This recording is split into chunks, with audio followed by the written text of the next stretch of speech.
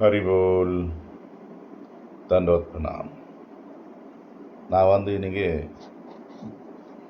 குந்தி தேவி பார்த்து பேச போகிறேன். பொறுமை எப்படி இருக்கான்னு வாழ்க்கையில்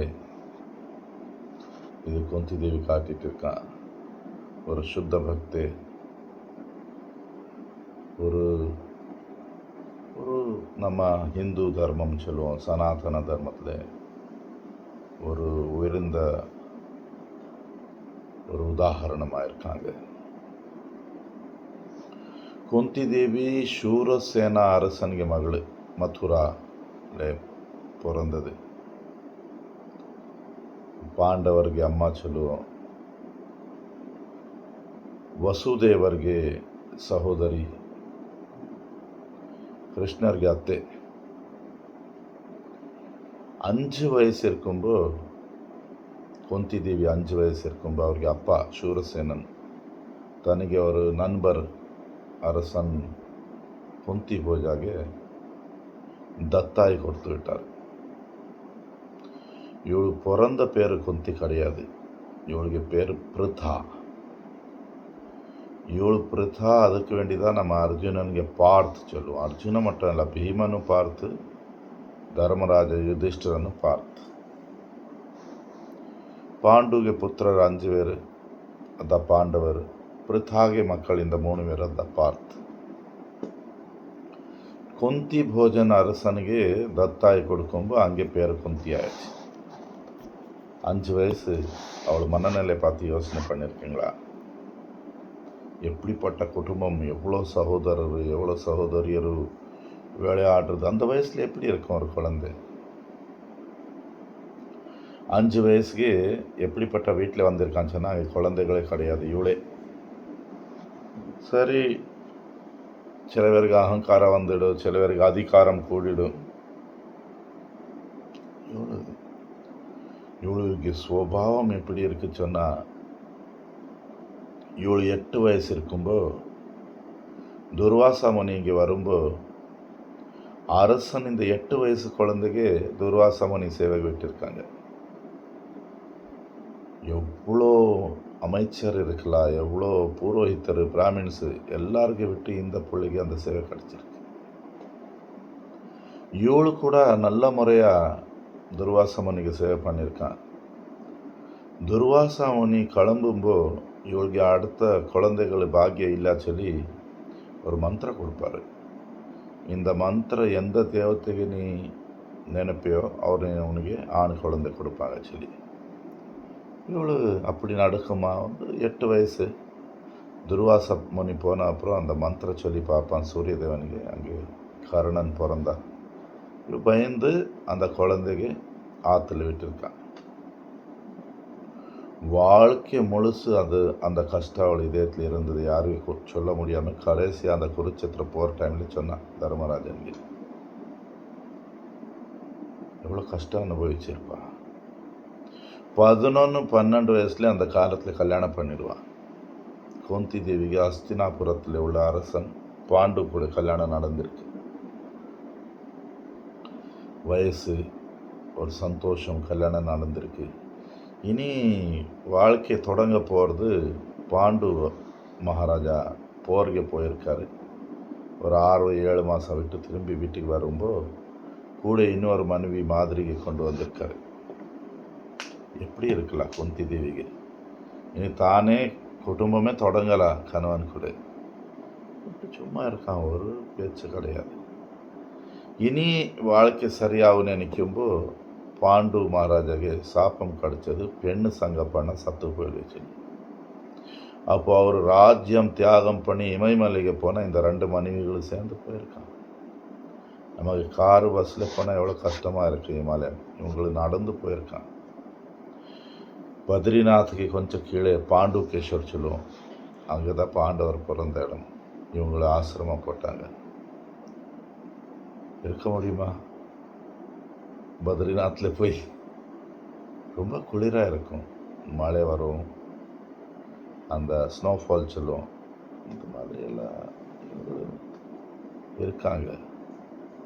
ஒரு நாள் பாண்டு மகாராஜா ரொம்ப கவலை இருக்கும்போது குந்தி தேவி என்ன சொன்னால் நமக்கு குழந்தைகள் ஆகாது எப்படி இப்படி சொல்லுவான். என் கையில் இப்படி மந்திரம் இருக்குது. அப்போ தர்மராஜன், வாயுதேவன், இந்திரன் சமயத்திலே மந்திரங்களை சொல்லி இவங்களுக்கு தர்மராஜ, யுதிஷ்டரன், பீமன், அர்ஜுனன் மகனாகி வந்திருக்கான். இப்போ கொஞ்சம் வாழ்க்கை சந்தோஷமாக போகுதுன்னு நினச்சாங்க.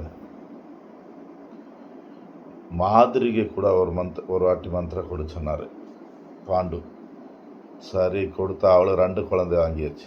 குந்தி பார்த்துட்டு இருக்கான், எல்லாரும் எனக்கு கூட இப்படியே விளையாடிட்டு இருக்காரு. இனி அந்த கை குழந்தை 2 பேர். அப்போ ஒரு நாள் மாதிரி கூட சுத்த போயிருக்காரு பாண்டு மகாராஜா. காமம் இதாகி அவள் கூட சேர்ந்து இறந்து போனார். மாதிரி கணவன் கூட போயாச்சு, சககமனா சதி. இப்போ குந்தி தேவி 5 குழந்தை வச்சு இமயமலையில் கீழே வந்திருக்கான். 2 அப்பா இருக்காரு. மதுரா போகலாம், அந்த குந்தி பூஜை கிட்டே போகலாம். ஹஸ்தினாபுரத்துக்கு வந்திருக்கான் கணவன் வீட்டுக்கு. திருத்தராஷ்டிர குருடன், கண்ணு காணாது, அவனுக்கு புத்தி கிடையாது. இவளுக்கு ஒரு அரண்மனை கொடுக்கணும். ஏதோ ஒரு உடஞ்சி போன ஒரு பழைய வீடு கொடுத்து விட்டான். தாசியர், வேலைக்காரர் யாரும் கிடையாது. பட் குந்தி தேவி தன் 5 குழந்தைகளுக்கு எப்படி வளர்த்துனா சொன்னால், இன்றைக்கி பாரதத்தின் எந்த ஒரு இது பேசும்போது பாண்டவர் சொல்லி ஒரு பேர் வருது. பகவானில் எப்படிப்பட்ட நம்பிக்கை இவங்களுக்கு சொன்னால், அதெல்லாம் அம்மா சொல்லி கொடுத்தது. எவ்வளோ ஒத்துமையாக இருக்கான், ஒருத்தர் கூட சண்டை கிடையாது, ஒன்றும் கிடையாது கடைசி வரை. இதுக்கெல்லாம் காரணம் அம்மா சொல்லி கொடுத்த தர்மம், எப்படி வாழ்வது சொல்லி கொடுத்த அம்மா. இப்படி இருக்கும்போது நமக்கு எல்லாம் தெரியும், துரியோதனன் 2 வாட்டி பீமனுக்கு விஷமுள்ள லட்டு கொடுத்து கொல்ல முயற்சி பண்ணான். ஒரு வாட்டி இவங்களுக்கு எல்லாருக்குமே ஒரு அரண்மனையில் வாரணாவரத்தில் கொல்ல முயற்சி பண்ணான். எல்லா இதிலே குந்தி தேவி தன் பசங்களுக்கு கூட பொறுமை சொல்லி கொடுத்துட்டு இருக்கான். திரௌபதி பார்த்து தெரியாமல் பீமன் வந்து சொன்னால், அம்மா இன்றைக்கி என்ன கொண்டு வந்திருக்கோம், 5 சகோதரர் சரியான பங்காக எடுத்துடுங்க சொன்னால், அது பார்த்தா திரௌபதி ஒரு பெண்ணு. இந்த விஷயம் சமுதாயம் எவ்வளோ பேசியிருக்கலாம். எப்படிப்பட்ட அம்மாவை எப்படி பேசிவிட்டான், திரௌபதி பார்த்து குறை பேசியிருப்பான். பொறுமையாக இருக்கான். கடைசியாக குருக்ஷேத்திரம் யுத்தமே நடந்தது.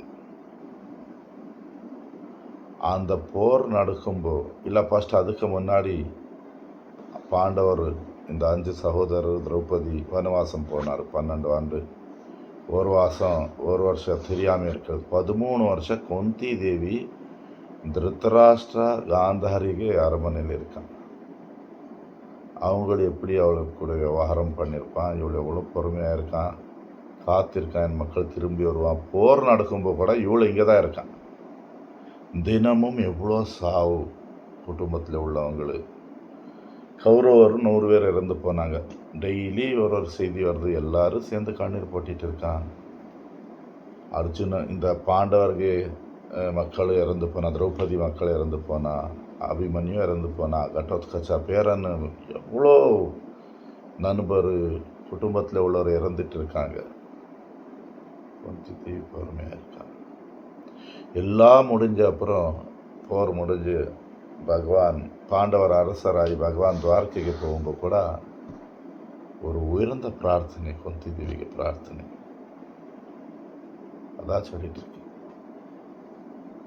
குந்தி தேவி இந்த மாதிரி நம்ம சமுதாயத்தில், நம்ம கலாச்சாரத்தில் உள்ள பாத்திரங்கள் அவங்களுக்கு புகழ்ச்சி பண்ணது, அவங்கள பார்த்து படிக்கிறது, கேட்கறது, நம்ம உணர்வு, நம்ம இதயம், நம்ம மனசு பவித்திரமாகும்.